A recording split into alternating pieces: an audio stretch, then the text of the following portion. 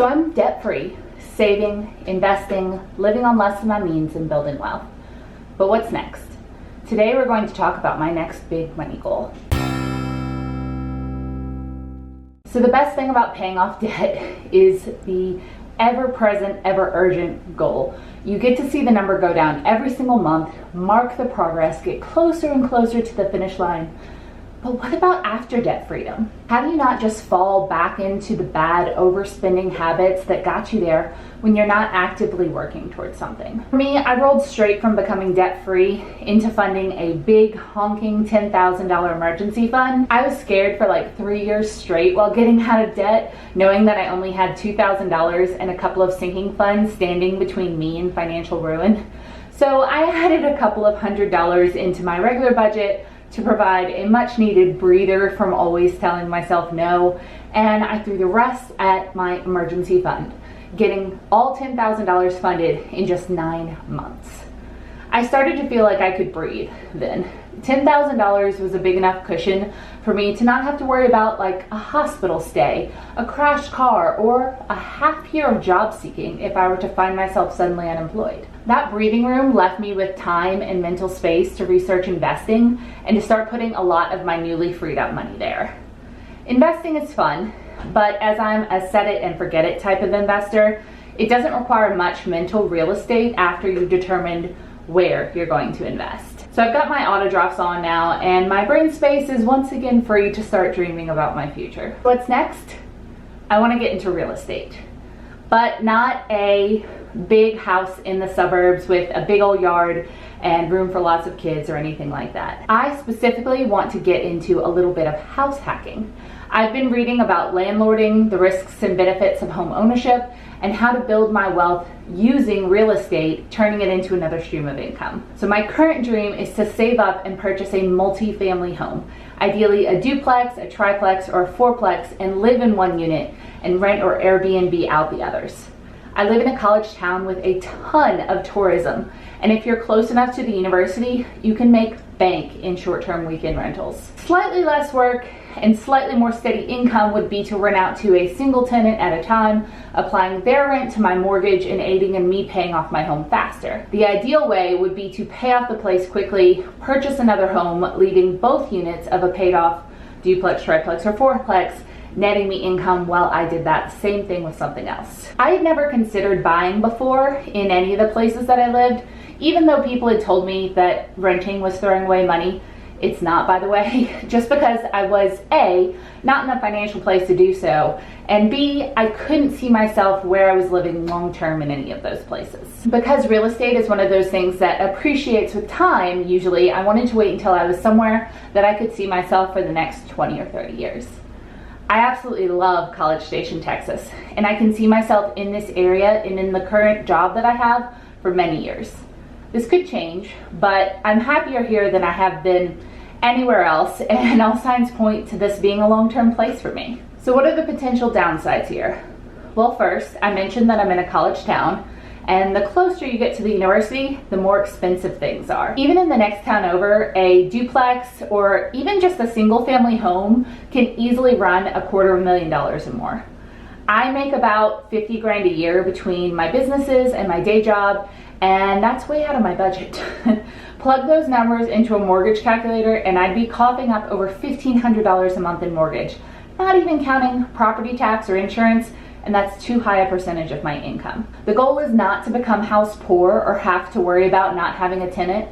I want to be able to cover the full mortgage myself without having to worry about it. By the way, Jacob's income isn't factoring in here because we're not married and we haven't combined finances. His financial goal right now is to pay off his debt. He's incredibly supportive of my money goals, but he and his income isn't a factor in me achieving them. If we get married, things will change. But until then, I'm trucking along on my own financial goals, which right now includes homeownership and landlording. There's a chance that I could get a foreclosure or a bank-owned property for a pretty decent discount, as in someone couldn't afford their home and the bank had to take it over, which is a sad situation, but it drastically changes the price in my favor. It's a very competitive market here, and I am far from the only person interested in real estate locally. Rentals are a huge business here. So I'm hoping to save a $40,000 to $50,000 down payment while my expenses are really low and snag a really good deal when one comes up. Ideally, I'd pay about half the price down in cash and make a very reasonable mortgage payment, but based on the fact that I want to get a multi-family home, that might not be as realistic. So are there flaws to this new plan and dream of mine? Absolutely. I probably haven't even thought of at least a dozen alongside the million that I have. And honestly, this type of thing isn't as easy as paying off debt. Paying off debt was a very clear, simple thing. And there's practically no risk associated with doing it. You're always going to be in better shape when you don't have student loan debt or credit card debt than when you do. I could buy a home in a neighborhood that is headed downhill or needs a million repairs. Landlording can be difficult and you have to be on call for emergency repairs, costly appliance replacements, and pick the right people to rent to begin with. Or they could trash the place or not pay and then you have to evict them, and that's expensive. I could decide that I hate managing properties and decide that it's not right for me.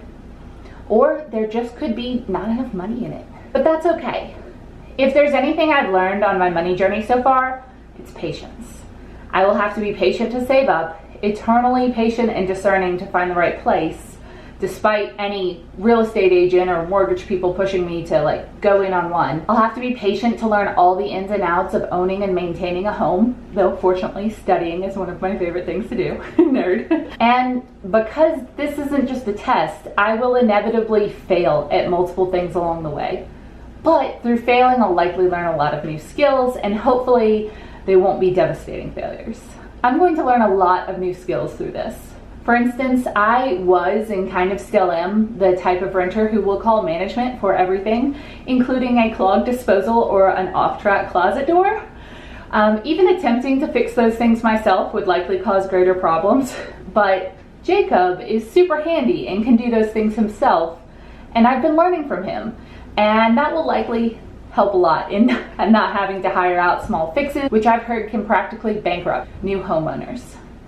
There's also good old handy YouTube. This is a dream, a goal, and I really think that having one of those is key to getting and staying good with money. Having something to hold up when you're considering something that you don't need, aka I want this new accent chair, which is pretty, but I don't need, or I could put that $200 towards something more tangible than generic investing, like the dream of home ownership, and turning that $200 into something much more valuable one day. There are a lot of things about this plan that I already know are going to drive me crazy. Mostly the lack of control I'll have over what is available on the market. At some point, almost already happening, I will kind of get house fevery and my judgment might not be the best. But I will be reading a ton of books and hopefully taking all of you along with me during this. And most of you guys have gotten to know me over the years, and I'm a really cautious person. This is not going to be a quickly checked off goal. We're all gonna have to be a little patient. So the first step towards this is going to be saving a freak ton of money, because the bigger the down payment, the better. And I'd really like to avoid PMI. I already have some money going into some investing funds that are optimized to return profit in 2 to 5 years. So it's invested differently than my long-term investments, like for retirement. I'll be adding extra money made from Budget Girl and my other side hustles, which I plan to ramp up again, towards that fund each month to watch it grow. This is also a really fun, great opportunity for me to kind of get my scorched earth sense of urgency and drive back, because during the past year I've kind of just been living, and there's nothing wrong with that at all. But while I've been sticking to a budget, I have been just kind of doing my thing normally. There hasn't been some big goal that I've been working towards. Like I said, something that I can hold anything that I want up against it and decide whether I want the thing more than I want the dream, which really got me through the debt-free journey, and I'm really excited about it. Because I'm currently making more money than I technically need to live, and I realize how privileged I am to be able to say that, and I'm putting 40% of my income towards investments, I have kind of gotten soft. I haven't really had to hustle, or I might see an opportunity to flip something I see at a garage sale and I just won't do it because it's too much work. But now that I have something that I'm actively trying to like pile up money, and the sooner I pile up money, the sooner I'll get to do it, to go for, I feel like I'm gonna get some of that hustle back. I'll be adding that type of money and any extra that I can accumulate towards the down payment fund and hopefully get it funded more quickly than I anticipate. I would absolutely love to hear your real estate tips and tricks and maybe the lessons you've learned the hard way, because I am not too proud to learn from someone else's mistakes. I also want to know what your big honkin' money dream is. What are you working towards right now? It is so important to have goals. I know I've lost a lot of people since becoming debt-free because it's not quite as interesting to watch someone just live below their means and save. Goals are motivating for us all to watch other people achieve them and to live our own lives that way. And I really appreciate your support as I was figuring out what my next dream was. I'm honestly so excited about it. If you'd like to follow me as I work towards this dream, subscribe.